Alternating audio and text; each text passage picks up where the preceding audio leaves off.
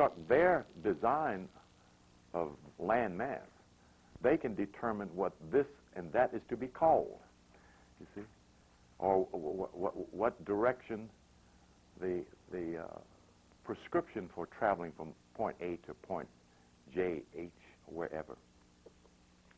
So at the point that they retranslated Moorish knowledge, and this was essentially the work of the Catholic Church scholar. Okay. They retranslated the books that were used to teach them, and the Yiddish, quote, Yiddish Jew, who hurried over to Iberia when they found out that particularly, quote, Henry the Navigator wanted ships and maps so that he could get into West Africa, because it was found out there was this enormous amount of gold in North Africa. That's the book titled The Golden Trade of the Moors by E.W. Bobble. Talks about the Moors of West Africa. Most of the literature is about the Moors of North Africa, as if only that little clump of dark-skinned, broad-nosed, thick-lipped folks were called Moors. Okay? The Golden Trade of the Moors. I'm going to see if I can get Lucinda to hunt that down. It was out of print back in the 80s, and they reprinted it. W.E. Bobble, B-O-V-I-L-L, The Golden Trade of the Moors. The other one is The Golden Age. Did he write both? No. Ivan van Sertima is the compiler of The Golden Age of the Moors. Okay, we're going to get started, and they'll just have to catch up. Lucinda, you want to come turn us on here? Oh, why didn't you tell me that? I mean, you were sitting there wiping sweat off my face. No, I'm a movie star. You have to go into my acting mode. This Gemini rising, I'm always doing my drama. Why are you in Atlanta? Why are you in Fulton County? Why are you in the state of Georgia, the United States, the Western Hemisphere? Why are you on planet Earth? Why are you in this solar system? Why are you in the universe? Those are the seeker's questions in the silence. And the answer would easily come to get something from it. That's why you're here. Not to play and have a fun life like many get a chance to do. There are virtually those who have such karma that they come back just to enjoy themselves. But even there, that's still not the divine purpose or the divine intent. And the universe, in its pre-knowledge, precognition of our nature, prepared something for us. And that's important for us to know. One of the blessings of reading this little book, the Kabbalian, is that it tells you that there is this invisible that cares about you and will never stop caring, no matter what you do or don't do. It will always care about you, will always know exactly where you are and what you're doing, and always has great plans for you whenever you're willing to receive it. It's a wonderful idea, you know. It calmed me way down, man. When I read this little book, calmed me down, because I was a paranoid wreck. Left-wing socialist, got my mind all tied up in knots.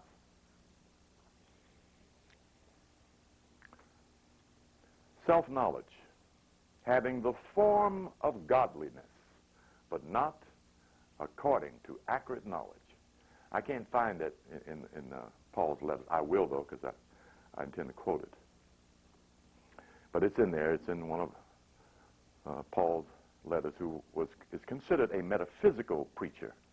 Okay, as you read his letters, and particularly the statement that's made, when I was a child, I thought as a child. I played as a child. But when I became a man, I put away childish things. Now, the fundamentalist reads that and is comparing himself or herself as a Christian as opposed to children. That isn't what Paul's talking about. Because he's also the one who states, let us put aside the fundamental teachings of Jesus and be on with the teachings of perfection. You know, the fundamentalists ain't going to read that one to the congregation. But when he said, when I became a man, master, able and noble, then he had to quit believing childish ideas about God. He had to quit praying for somebody to help him. The master has to do it himself. See, his prayers become proclamations, declarations, and decrees.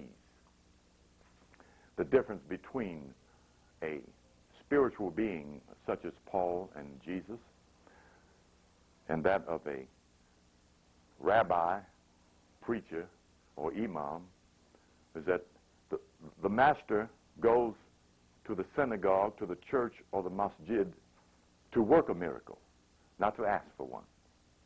To heal somebody, not to get healed. To give a revelation, not to get one. In this maturity we're talking about, this is where our mind is going. And we need to know what we are armed with, what we have as pluses that allows us to make the assumption, know ye not that ye are gods. It's the 12 powers of man that allows us to make that assumption. And the first part of that symbological point of view is given basically on the clock, counting from 1 to 12 in terms of the full circle. Then, going directly to the scriptures, we keep noting these sets of 12s, the 12 sons of Ishmael and the 12 sons of Jacob. Okay? Most, in fact, Fillmore didn't even deal with the 12 sons of Ishmael. Then from that transformation, it's immediately moved to the 12 apostles. But it doesn't go there first. It actually goes to, or actually begins with Abraham, who had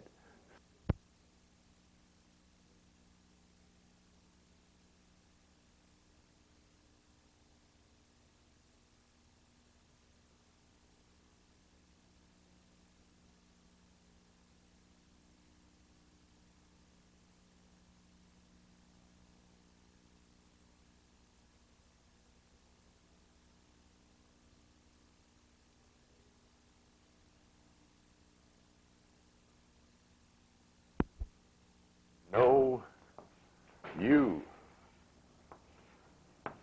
the truth, and the truth will set you free.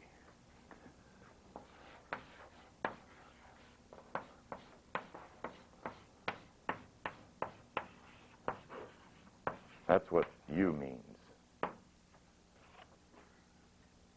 That's Y-O-U, your own universe. From the crown of the head to the soles of the feet, head bent over backwards, touching the feet, Pisces, gives you the 360 degrees of the circle and the 12 parts equated by the 12 signs of the zodiac.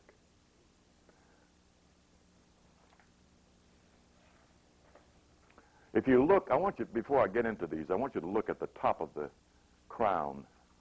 Look at that real carefully on that illustration I gave you. Pick it up and look at it. Everybody. Let's see if everybody gets the revelation at the same time here. See how in tune you all are. Now, what else do you see besides the centers, the word, name, Christ I am? What else is there that you see? No, it's something. Look again. There's something there that's so subtle, if you don't take notes, you'll miss it. No, you don't see no Pisces on there, my brother. On top of the head. Look. Look with the eye of the artist. No. What kind of crown? No, she got the word right. What kind of crown? What kind of crown? It's right there in front of you. Don't y'all see this? No. It's a crest. Oh, what I am Christ. Well, what the Moors, what does this mean? And then went from verbal language to sign language. Thank you. Right there. And I don't know if Charles Fillmore drew that or not. But they took their knowledge from Egyptian literature. And that Charles Fillmore knew who the Moors were. No doubt in my mind about it, though his dictionary is not to that complimentary end. But I revert back. The man was a racist. You know, they have a white order. You know? Even though they preached and taught divine love as the center of the universe, still was a racist. Very interesting. I don't know how in the hell that could be. Except we're not supposed to be following a white god. That's the only conclusion I can come to. Well, I studied on Max Cannon when I started following, when you said the Negroes were the lowest developed people that left Atlantis when they started. Then that's Right. that he was a racist. Well, in fact, I don't know if that was Max Heidel that made this comment, and a brother I met over at Pascal said, when I heard this minister tell this group of white people, he was the only colored guy in there, that the black man was drafted off the white man. He said he ain't been back since. And he didn't know how we got here, but he knew damn well that was wrong. But there is a natural divisionism, you know, and it didn't become real in my mind until my brother showed me something in the spirit. Why that is, I'm still not certain, other than the fact our God parents are up there. That's the only reason I can think of. That it isn't all apple pie, everybody's going to the same place and we're all the same. And no, shit, there's 4 divisions up there. There's four divisions. The plane of gold light, the plane of the white light, the plane of the green light, and the plane of the black light. See? Now those are just the 12 planes of heaven. That's beneath the realm of supreme consciousness. And Theophili Obinga said, we came from the great fire, the primal energy that causes everything to come into existence. Those are not heavenly planes. Those are beyond heavenly planes. Without being braggadocio, what the information keeps revealing is we're of the oldest souls in this universe. And we've had many trips down here, maybe too many. But we're old, ancient souls. So maybe that has much to do with this divisionism, which doesn't bother me at all. I remember when Naim Akbar was speaking, he says, anybody that's following Christians is going to end up following a white man forever, even in heaven. Well, it got so quiet in there. It's at Cleveland State University, you know, because probably half of them were Christians, you know. Yeah. The purpose is not just to become enlightened. It is to become your own God, Lord of heaven and earth, and then Lord of the universe. See? Where you have the spiritual authority to go anywhere in the universe you so desire. At this point, the best most of us can do is get out there on the Astral, and if we get on the wrong plane, we're going to get our butts kicked. Because some places you can't go unless you're invited or escorted. Unless you're as big as the souls on that plane. See, L.C. Clark went out there, and they didn't bother him. And these, he didn't tell me they were Europeans. I know they were, because I know what order he affiliates with. They were in the etheric boats, which are royal blue and gold. They're boats, you know, Egyptian boats. floating on the etheric waters. And they waved at him, you know. And he said he wanted to get in. Just wouldn't let him. Just kept on going. He's a astral traveler, a Moor who was a Mason. LC is probably still a Mason, but he's a very mature soul, and hindered his ability of expression because he liked education. But he's a spiritual doer, not much of a talker. Anyway, let's get back to where we're supposed to be. The first thing I want to point out, and I didn't bring it, go back there and get Emiola's fez for me, please.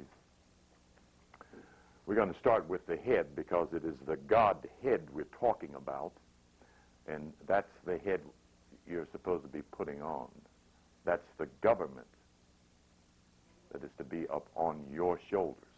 Now, there is a spiritual being who is the God of each spiritual realm that sits on the shoulder of the disciple. But we're talking about individual development. The head you have on now is to become a Godhead. Okay? And I want to start off with the symbological representations before we get into that so that you know it's very real. Thank you very kindly. I wouldn't bring mine because I don't want to get water splashes on it. But we're glad you brought yours, my brother. Okay, you see those?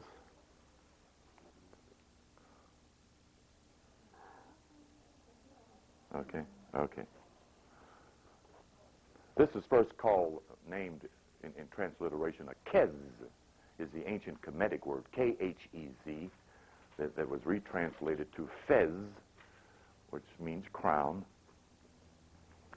I'm waiting for a very remarkable picture of this as soon as Emiola Bay hunts through Brother Queasy's tapes and finds this photograph of Fiara Thutmoses Hotep. I want you all to see a remarkable picture so that you know that the European Mason did not invent this.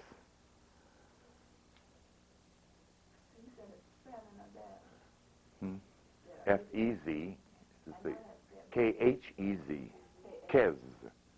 Yeah.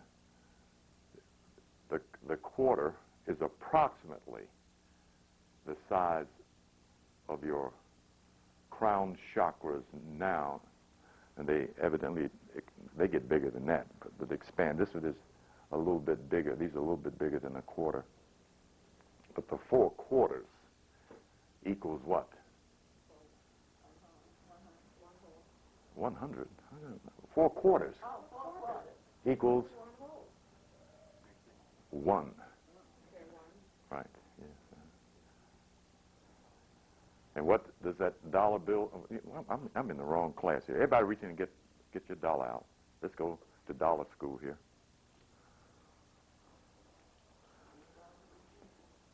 I thought I did this once. I didn't. That was another class. At least I'm consistent in my approach here. Now just turn it on the back side. And what does that statement say there?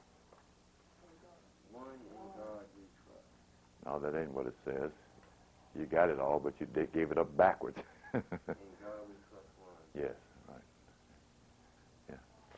And one is the equivalency of God, the concept.